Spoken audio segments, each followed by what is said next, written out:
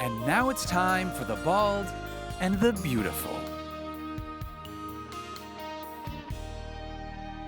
That's right. Tim Hasselbeck is bald. I'm balding. I think there's an ing in there, Tim. Say beautiful. Yeah. But let's talk about the beautiful of week number 2. And that starts with Ryan Fitzpatrick. He is certainly not bald. Full head of hair, strong beard game, and he's the only quarterback to throw for 400 yards and 4 touchdowns in back-to-back games since Billy Volek in 2004. Give yourself a point if you thought Billy Volek was coming up on today's show. Good company. Yeah.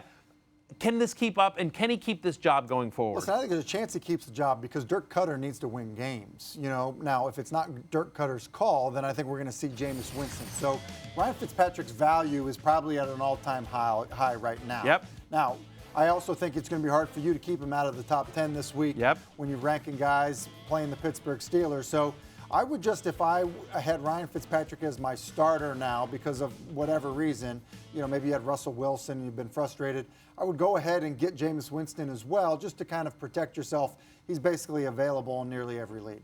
And this is an offense that I don't think this is a fluke. Very talented pass catchers when you think about Jackson and Godwin and Evans and O.J. Howard, who's starting to emerge. They can't run the ball and they can't play defense. So given the aggressive combos. Yeah, I mean, given the aggressive play calling, I mean, they're chucking it down the field. And when you've got guys like that, especially with a healthy Deshaun Jackson along with Evans, like, I think this is not a fluke. So you and I agree on Ryan Fitzpatrick. Let's talk now about Andy Dalton, who's available in over 80% of leagues. He's currently QB9. He has one top 10 season to his credit. Yeah. We buying the red rifle this season? Listen, I look at him kind of like an Alex Smith type player where, like, listen, season long each and every week as your lock-in starter. No, I don't think I feel that way. But he seems to be comfortable in Bill Lazor's offense. And I do think there's plenty of talent around there. With Joe Mixon's injury, I think we are going to see them throw the football a little bit more. And so for Andy Dalton, I would certainly have him as a guy that a very legitimate streaming option going forward. Look, in a War Room League, I am starting Joe Flacco. Yeah. I would rather have Andy Dalton than Joe Flacco. That is a 16-team league for people wondering why former NFL quarterback Tim Hasselbeck is starting Joe Flacco. Might be elite. On his fantasy team. It's a 16-team league. It goes pretty deep quickly. Thank you worth for noting, defending me. Yeah, absolutely. But worth noting on Andy Dalton, since Bill Lazor took over, the last 16 games under Bill Lazor, he's third in the NFL in passing touchdowns. I don't know if people realize how good Andy Dalton has been under Bill Lazor. I'm sort of buying this Bengals offense, and podcast fans know what happens to you, at least to me, when you buy the Bengals offense. But I'm sort of buying this. He's certainly a streaming option, and if you're not thrilled with your quarterback positions, I actually think Dalton's certainly safer than Fitzpatrick, given we just don't know what's going to happen. Long term. Okay, big news out of Philadelphia. The Super Bowl champs get their starting quarterback back in Carson Wentz. Right back into your lineup? Well, I think he's right back into your lineup because they play the Colts this week. If it was a different matchup, then I might be a little bit more concerned about it. But remember, Carson Wentz was really the MVP of the league, in my opinion, when he was injured a year ago.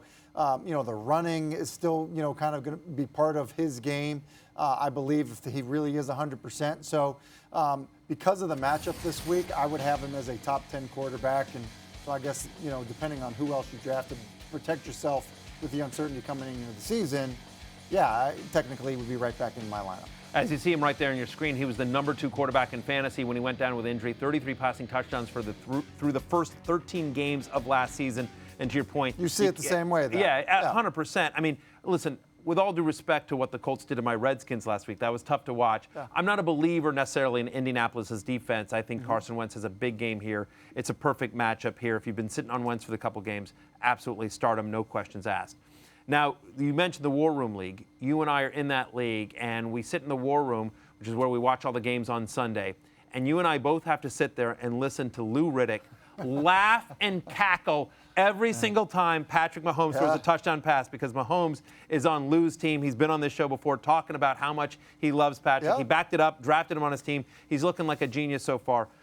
Where do you have Patrick Mahomes ranked for the rest of the season? Give me your top 10 for the rest of the season. Where's Mahomes rank in there? Well, listen, I'd have Patrick Mahomes in front of a lot of guys that were drafted way ahead of him. I'd have him as the third quarterback right now going forward.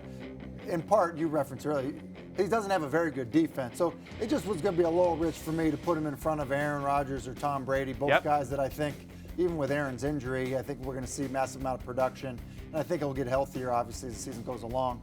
But Pat Mahomes, because of how much they're throwing the football, And I think there's some outliers there. I mean, listen, Russell Wilson at 10, it was hard for me. Now, I was high on Russell Wilson coming into the season. Another guy that I think his defense is bad, but his offense might be just as bad, and so I think that's a little bit of a problem. But, yeah, Pat Mahomes has already thrown 10 touchdown passes. So, I mean, I think we get a sense of where that offense is heading. Alex Smith was a top 5 fantasy quarterback in this offense without Sammy Watkins. And you think about Mahomes, who's younger, bigger arm than Alex Smith, more mobile than Alex Smith. Alex Smith is mobile, but Patrick Mahomes had double-digit rushing touchdowns each of his 2 years in Texas Tech. Like, he can run. So where would you have him? I would have him at 3 as well. 100%. Only Rodgers and Brady would be ahead of me. And to your point real quickly about Russell Wilson, I think people are panicked after Monday night.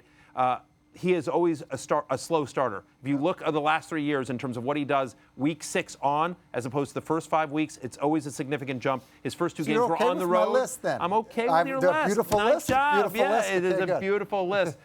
For all the latest fantasy football news and analysis, you can binge watch all the episodes of the Fantasy Show right now on ESPN+.